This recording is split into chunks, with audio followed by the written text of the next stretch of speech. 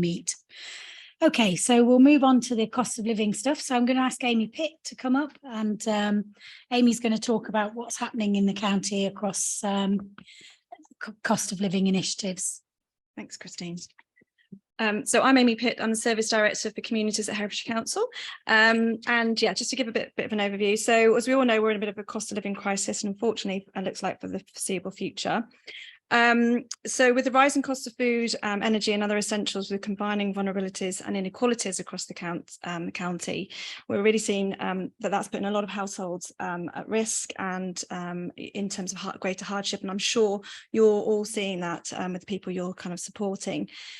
So in terms of a bit of a local overview, so our intelligence unit in the council provide update through the Understanding Herefordshire website regularly in terms of where we are with regards to information of our population across Herefordshire.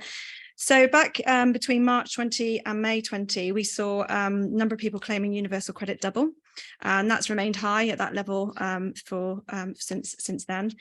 We also know, and none of this is a kind of surprise to any of you in the room, but the median house prices are significantly higher than in the West Midlands, and the affordability is significantly worse for those for us in the West Midlands and Herefordshire.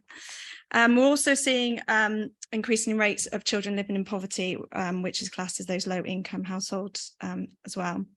So what I just wanted to do is just give you a bit of an overview in terms of which you probably already know, and we can circulate these slides, but some of this information here is just what the government is providing and what they've recently announced with regards to the support that they're giving to people for those most vulnerable. So this ranges to supporting people with pension credit, energy rebate scheme that the council was administering earlier this year, and other different benefits around disability, etc. Not going to go into a huge amount of detail. Like I said, you mostly may know about this anyway.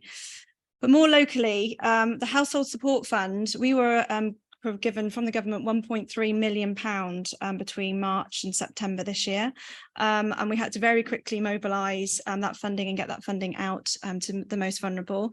We had criteria that we had to meet, and it was broken down into 3 distinct areas. One was to support family and children, the other one was to support pensioners, and the other one was support the most vulnerable. And I think there are some number of organisations in the room today who have worked closely with us to support us. So then on the 1st of October, it was announced as well that we would get a further £1.3 million for October to March 2023 as well. So again, we're in that process of getting that funding out to people as quickly as possible. So this slide just gives a bit of an overview in terms of the number of people we've supported through that, and the number of people we're looking to support going forward, and how we're going to do that. So as I said, the criteria for the April to September, it was very clear in terms of what we needed to meet. So for the family and children, we supported over 4,600 children and families with free school meals. And for the pensioners, we provided pension credit, £170 to each pensioner who's on pension credit, and that supported 3,200 pensioners. And through some third-party organisations, like I say, some of them in the room today, over 2,000 people were supported, which is a fantastic number, and how quickly that was turned around in partnership with a number of you. And like I said, we're just in the process now of going through and approving the next stage for the funding up until March next year. And from the budget announcement last week, it does sound like we're going to be getting further money through the Household Support Fund as well, to be pushing that out to people. So on top of that, locally, and Emily's touched on this already today, and most of you already know, obviously we've got some, we work with some amazing talk community hubs across the county that are providing some great support out to people, and which is really grown significantly over the last 18 months. And they provide that information, advice and signposting for people if when it's needed.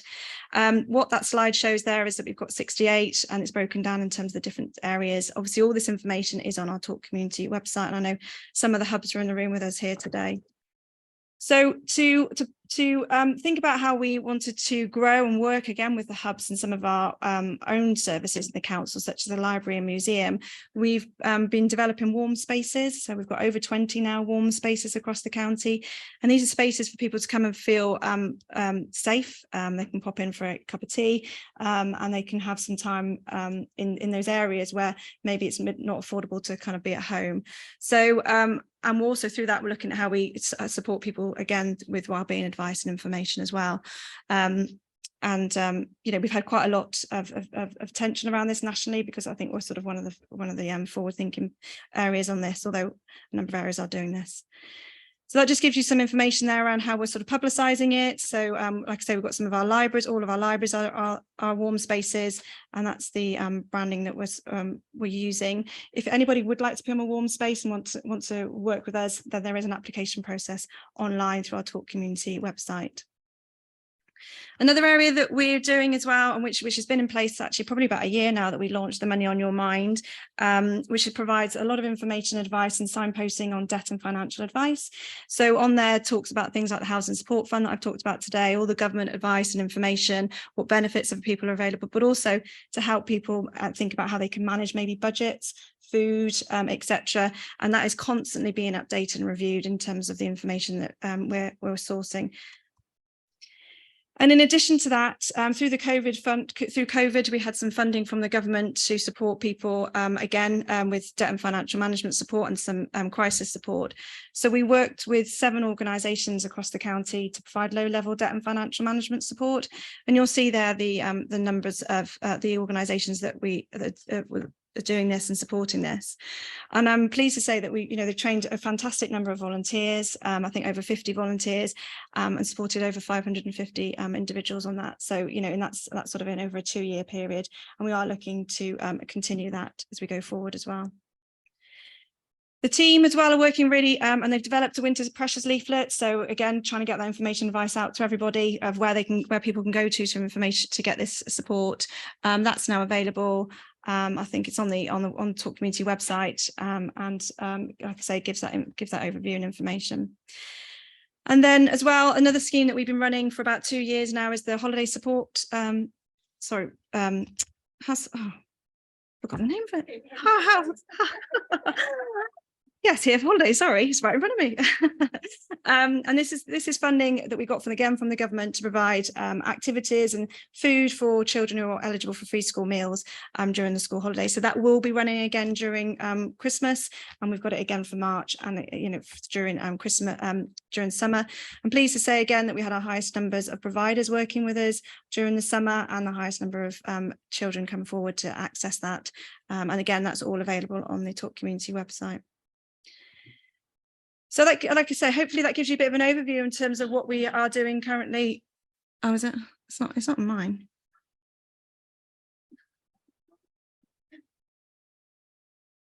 We've got missing slides. Oh, there you go. So yeah, so happy to take any questions, but I hope that gives you a bit of an overview. Did you want to do the 10 minutes on the tables with? Yes, can do. I didn't know if you had enough time. Yeah, so we've got 10 minutes that we could do that exercise. Yeah. So one of the things that we wanted to maybe just test with you, and I know there's a lot of conversations already going on through the network meetings and conversations that are going on through the groups that are sort of off this community partnership. But just hearing this today, and what we just thought maybe would be good to do is just talk through on the tables about actually, are there any gaps? Are there still any gaps out there that you think that we're not addressing, or anything that we could look to consider? And actually, what are those opportunities that we could do to support our residents? Understanding, like I said, what I've kind of given an overview of, maybe what you know about that's in the communities, and then if there's anything that we've got gaps, that how we could potentially come together to support people. So we've got about 10 minutes just to do that, and then if we could maybe facilitators just have that conversation and jot down the notes, that'd be really helpful.